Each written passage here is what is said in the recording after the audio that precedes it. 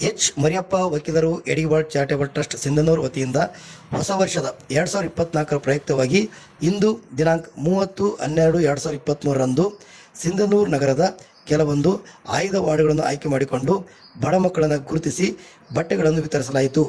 ಸದರಿ ಸಂದರ್ಭದಲ್ಲಿ ಹಿರಿಯ ವಕೀಲರು ಹಾಗೂ ಸಾಮಾಜಿಕ ಚಿಂತಕರಾದ ಶ್ರೀ ಗೌರವಾನ್ವಿತ DS ಕಲ್ಮಠ್ ಕೇಕ್ ಕತ್ತರಿಸಿ ಮಕ್ಕಳಿಗೆ ಹಂಚುವ ಮುಖಾಂತರ ಹೊಸ ವರ್ಷದ ಶುಭಾಶಯಗಳನ್ನು ತಿಳಿಸಿದರು.